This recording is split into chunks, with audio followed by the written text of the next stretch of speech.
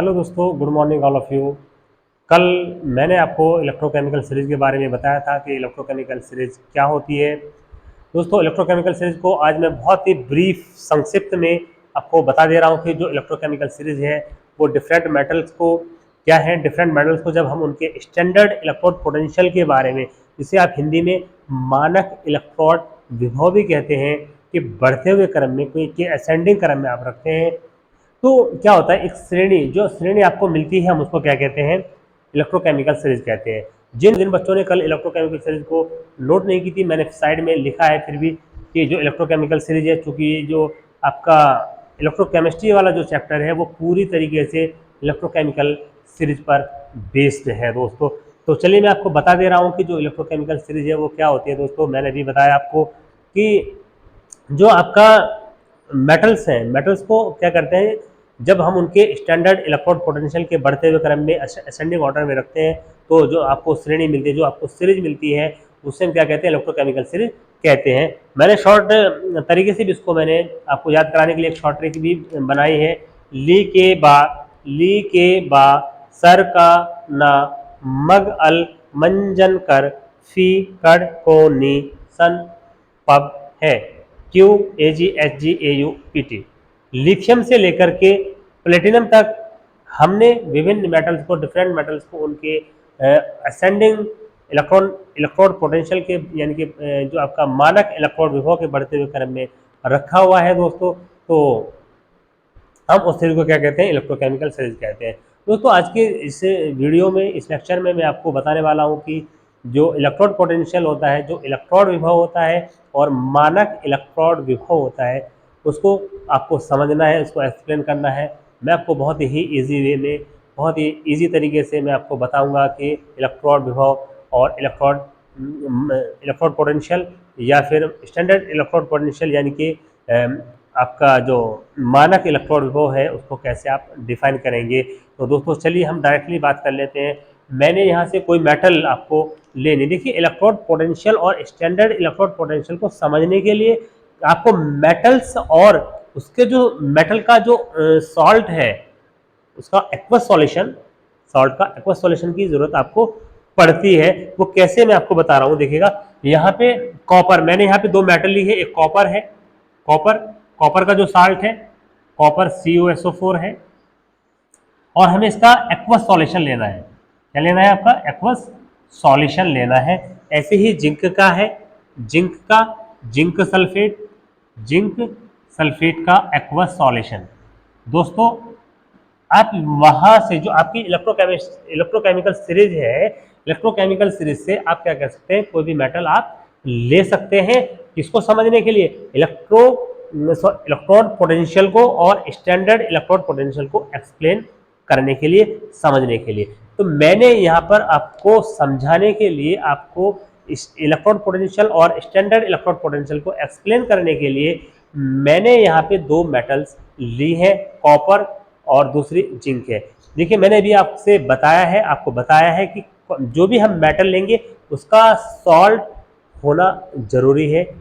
Salt क्या है, जैसे कॉपर है, कॉपर का सॉल्ट CuSO4 है। और दोस्तों, एक्वस सॉल्यूशन मीन्स जलीय विलयन।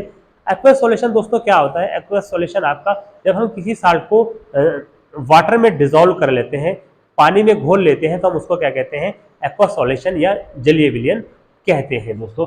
तो जैसे कॉपर है, कॉपर का जो सॉल्ट है, कॉपर सल्फेट है, उसका हमें एक्वस सॉल्यूशन लेना है। ऐसे ही हम जिंक है दोस्तों, जिंक का जो सॉल्ट है वो जिंक सल्फेट है, और जिंक सल्फेट का भी हमें एक्वस सॉल्यूशन लेना है दोस्तों। तो हमने देखो तो दोस्तों, मैंने आपको कल बताया था कि हमें इलेक्ट्रोकेमिस्ट्री को एक्सप्लेन करने के लिए, पूरा लेसन समझने के लिए इलेक्ट्रोकेमिकल सीरीज की जरूरत पड़ेगी। तो दोस्तों, मैंने, अगर आपको याद होगी तो आप कोई भी मेटल वहां से उठा लेंगे, उसका साल्ट आप लेंगे, और साल्ट का क्या लेना है, साल्ट का एक्वस सॉल्यूशन आपको लेना है दोस्तों। चलिए, तो अब बात क्या आती है कि हम उसको इलेक्ट्रोड पोटेंशियल को एक्सप्लेन कैसे करते हैं। तो उसके लिए दोस्तों मुझे एक बीकर की जरूरत होती है। मैंने ये आपका एक बर्तन, एक पात्र ये लिया है दोस्तों। इसमें आपको क्या करना है, इसमें आपको कोई एक मेटल, जैसे पहले मैंने कॉपर को लेना है तो कॉपर लिख सकता हूं मैं, तो कॉपर है, कॉपर कॉपर कॉपर लिया दोस्तों, कॉपर लिया और कॉपर का साल्ट लिया मैंने, कॉपर मेटल्स को लिया, कॉपर मेटल्स की ये छड़ आप देख रहे हैं, ये रॉड आप देख रहे हैं, कॉपर मेटल की है दोस्तों, ये छड़ किसकी है, ये कॉपर की छड़ या कॉपर की रॉड ये है। इसको आपको डिप करना है। डिप कहां पे करना है दोस्तों, डिप आपको मैं बता रहा हूं कहां पे करना है। देखिए ये जो सॉल्यूशन है दिखिएगा, इसको अब मैं कहां पे डिप कर रहा हूं,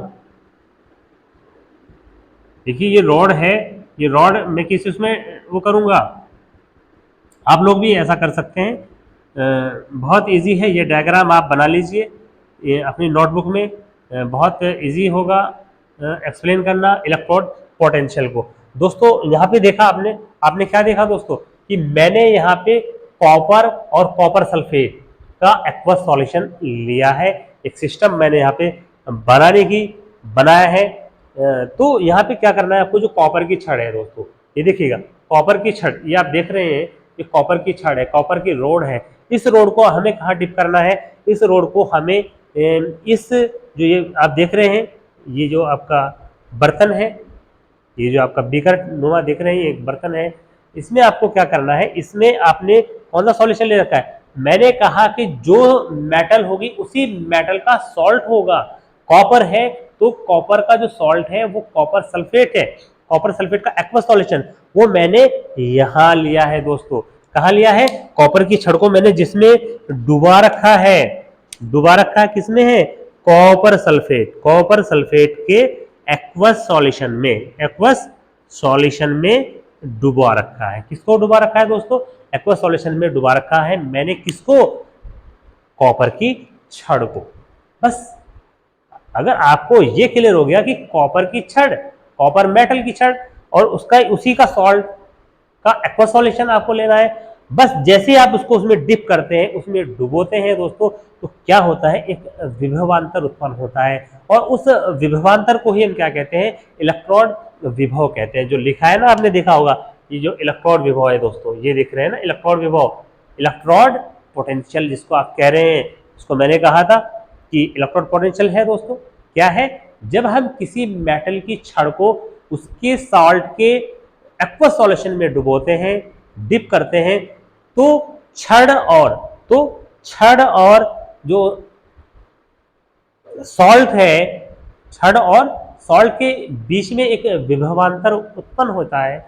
उस विभवांतर को दोस्तों हम क्या कहते हैं, इलेक्ट्रोड विभव कहते हैं। सेम केस में दोस्तों आपको क्या करना है, सेम केस में मैं जिंक की एक बीकर और ले रहा हूं यहाँ पे, ये देखिएगा एक बर्तन मैंने और लिया, बर्तन मैंने लिया, बर्तन लेने के बाद में क्या किया, मैंने एक बर्तन तो लिया है दोस्तों, ये आप भी बनाइएगा, ये देखिएगा आप एक बर्तन आप देख रहे हैं, तो इस बर्तन में आपको क्या करना है, दूसरी मेटल मैंने कौन सी ली है, मैंने दूसरी मेटल दोस्तों जिंक ली है। क्या ली है दोस्तों, जिंक ली है। जिंक की छड़, जैसे आपने कॉपर की छड़ को, जैसे आपने क्या किया है, कॉपर की छड़ को किसमें डाला है, कॉपर की छड़ को दोस्तों आपने किसमें डाला है, कॉपर के सॉल्ट, कॉपर सल्फेट के एक्वस सॉल्यूशन में डाला है।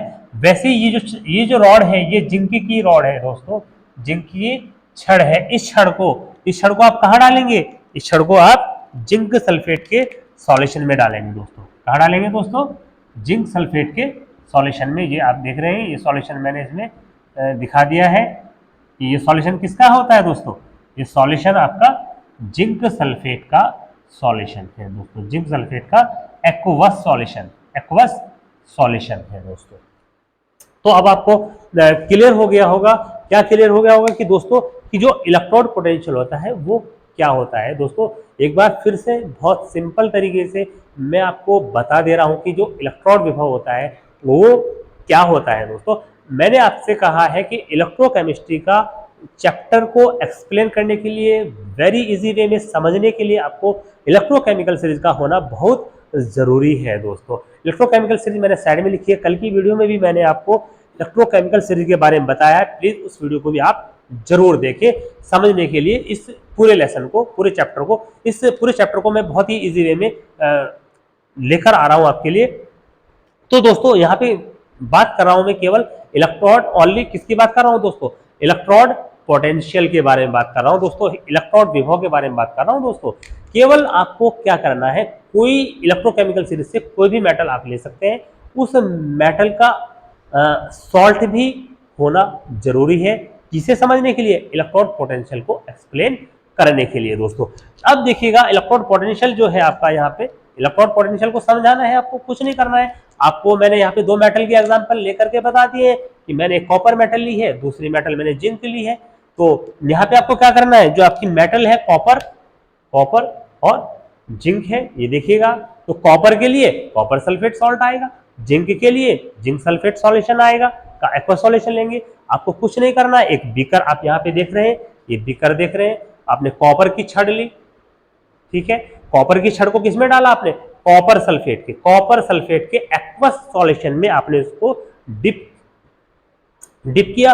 और डिप करने के बाद में क्या होता है दोस्तों, कॉपर की जो छड़ जो धातु की छड़ है, जो मेटल की छड़ है, मेटल की छड़ और इस एक्वस सॉल्यूशन के मध्य के बीच में एक विभवांतर उत्पन्न होता है। उस विभवांतर को हम क्या कहते हैं, इलेक्ट्रोड विभव कहते हैं, इलेक्ट्रोड पोटेंशियल कहते हैं। सेम एग्जांपल मैंने आपको दूसरा एग्जांपल जो दिया है वो किसका दिया है दोस्तों, जिंक का दिया है। आप देखेंगे जिंक की छड़ है, जिंक की छड़ को आपने क्या करना है, जिंक सल्फेट के एक्वस सॉल्यूशन में डिप करना है। जैसे कॉपर की छड़ को कॉपर सल्फेट के सॉल्यूशन में डिप किया, वैसे ही आपको जिंक की छड़ को जिंक सल्फेट के सॉल्यूशन में एक्वस सॉल्यूशन में डिप करना है। तो यहाँ पर भी क्या होगा, जैसे वहां पर विभवांतर उत्पन्न हुआ, वैसे ही जिंक की छड़ को जब हम जिंक सल्फेट के सॉल्यूशन में क्या करते हैं, डिप करते हैं, डालते हैं, तो एक विभवांतर उत्पन्न होता है दोस्तों। उस विभवांतर को ही क्या कहते हैं हम, इलेक्ट्रोड विभव या इलेक्ट्रोड पोटेंशियल कहते हैं दोस्तों। क्लियर हो गया होगा दोस्तों, हाँ वेरी गुड।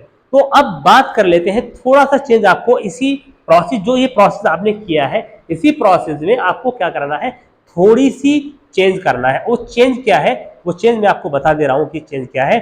चेंज कुछ नहीं करना है दोस्तों, ये जो प्रोसेस हो रही है, ये जो प्रोसेस आपकी हो रही है कॉपर और कॉपर सल्फेट के सॉल्यूशन के बीच में, जिंक और जिंक सल्फेट के सॉल्यूशन के बीच में, इसमें थोड़ा सा चेंज करना क्या है दोस्तों, कुछ नहीं करना है। आप नोट कर सकते हैं, आपको स्टैंडर्ड इलेक्ट्रोड पोटेंशियल की डेफिनेशन बहुत इजी वे में याद हो जाएगी। तो आपको कुछ नहीं करना है दोस्तों, अगर ये वाली जो प्रोसेस हुई है, जो इलेक्ट्रोड विभव वाली प्रोसेस हुई है, अगर इसमें आपका क्या कर दे, अगर ये सेम प्रोसेस, कोई चेंज नहीं करना है दोस्तों, थोड़ा सा चेंज करना है। और चेंज क्या है, वो चेंज ये है कि अगर इस प्रोसेस का जो टेम्परेचर है, क्या है दोस्तों, इस प्रोसेस का जो टेम्परेचर है, अगर वो 25 डिग्री सेंटीग्रेड हो जाए, क्या हो जाए दोस्तों, अगर वो 25 डिग्री सेंटीग्रेड हो जाए, और जो इस एक्वस सॉल्यूशन है दोस्तों, इसकी जो कंसंट्रेशन है वो 1 मोलर हो जाए, इसको आप यूनिट कंसंट्रेशन भी कहते हैं दोस्तों। तो आपको करना क्या है, आपको तो कुछ भी नहीं करना है, आपको केवल और केवल क्या करना है दोस्तों, आपको केवल और केवल समझना है कि जो स्टैंडर्ड इलेक्ट्रोड पोटेंशियल होता है, इलेक्ट्रोड विभव वाली प्रोसेस ही सेम होती है। आपको चेंज करना है क्या, कि जो टेम्परेचर है, टेम्परेचर 25 डिग्री सेंटीग्रेड होना चाहिए इस प्रोसेस का। और जो ये देख रहे हैं, ये कॉपर सल्फेट के जो एक्वस सॉल्यूशन देख रहे हैं ना, अभी मैंने लिखा है, इसके लिए जो कंसंट्रेशन है वो 1 m होनी चाहिए। 1 m means 1 molar.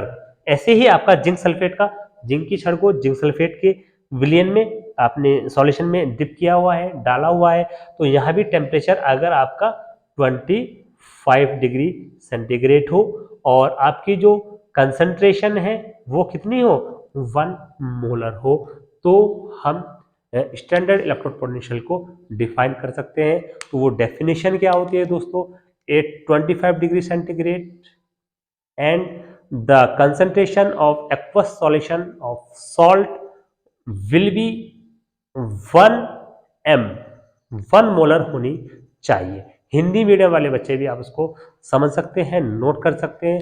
25 degree centigrade पर जब हम किसी धातु की छड़ को उसके किसी सॉल्ट के विलयन में, सॉल्यूशन में डुबोते हैं, तो डुबोने के बाद धातु की छड़ और जो आपका जलीय विलयन है, जो आपका लवण का जलीय विलयन है उसके मध्य एक विभवांतर उत्पन्न हो जाता है, तो उस विभवांतर को ही दोस्तों हम क्या कहते हैं, मानक इलेक्ट्रोड विभव कहते हैं। इलेक्ट्रोड विभव वाली प्रोसेस ये दोस्तों को अगर उसमें थोड़ी सी कंडीशन चेंज कर दे, कंडीशन दोस्तों क्या है, टेम्परेचर 25 डिग्री सेंटीग्रेड होना चाहिए। दूसरी क्या है, जो कंसंट्रेशन ऑफ सॉल्यूशन है उसकी जो कंसंट्रेशन है वो कितनी होनी चाहिए, 1 m यानी कि 1 मोलर होनी चाहिए। तो दोस्तों आज की इस वीडियो में मुझे पूरी उम्मीद है कि आप लोगों को जो इलेक्ट्रोड पोटेंशियल है और स्टैंडर्ड इलेक्ट्रोड पोटेंशियल है, हिंदी में इलेक्ट्रोड विभव और मानक इलेक्ट्रोड विभव है, वो आपको पूरी तरह से क्लियर हो गया होगा। कल नेक्स्ट लेक्चर में मैं आपको बताऊंगा किसके बारे में दोस्तों, कल की जो लेक्चर है, कल के लेक्चर में मैं आपको बताने वाला हूँ नरेस्ट इक्वेशन और इलेक्ट्रोकेमिकल सेल्स के बारे में। तो दोस्तों अगर हमारी ये वीडियो आपको अच्छी लगी तो प्लीज़ लाइक और सब्सक्राइब जरूर करिएगा दोस्तों, शेयर भी आप जरूर करिएगा। Thank you very much.